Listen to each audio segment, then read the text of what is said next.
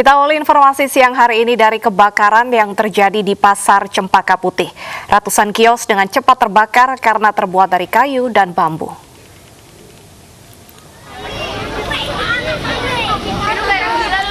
Banyaknya bahan mudah terbakar dan angin yang kencang membuat api merambat dengan cepat. Saat ini diperkirakan separuh pasar habis terbakar. Api yang cepat membesar membuat sejumlah pedagang panik dan berupaya menyelamatkan barang dagangan mereka agar tak habis dilalap si jago merah.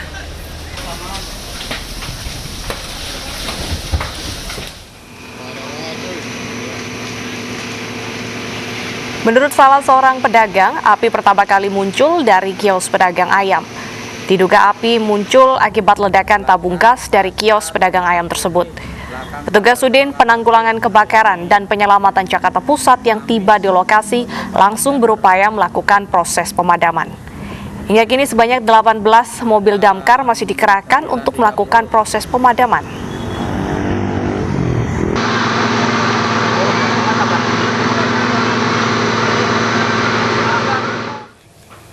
Langsung saja kita pantau bagaimana kondisi terkini di sana. Ada Ririn Oktaviani di lokasi kebakaran Cempaka Putih.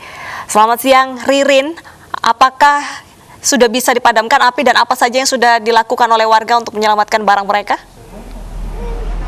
Benedetta dan juga Stefani, saat ini api masih terus membakar di Pasar Cempaka Putih, Jakarta Pusat, dan petugas dari pemadam kebakaran masih terus berusaha untuk memadamkan api dibantu dengan pedagang yang berada di lokasi, di mana 15 pemadam kebakaran masih bersiaga di lokasi ini. Dapat saya informasikan bahwa kebakaran terjadi pada pukul 9 pagi, dimulai dari titik api berasal dari ledakan gas yang berada di kios ayam, kemudian membesar.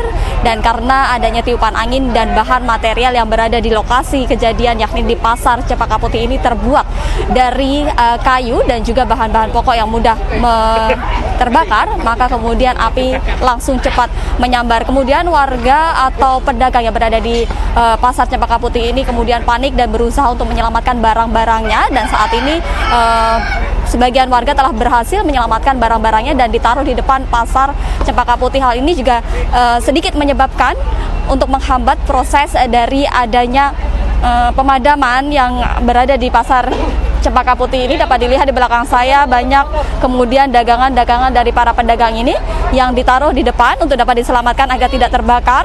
Dan saat ini juga banyak juga anak-anak kecil yang turut serta berada di lokasi, sehingga menyebabkan sulit untuk melakukan pemadaman. Di sisi lain juga jalan di sekitar lokasi Pasar Cempaka Putih ini merupakan jalan yang kecil. Dapat kami informasikan bahwa pasar ini sudah dibangun 20 tahun yang lalu. Material dari pasar ini terbuat dari berbahan kayu sehingga mudah terbakar, dan api saat ini masih untuk terus dipadamkan oleh pemadam kebakaran.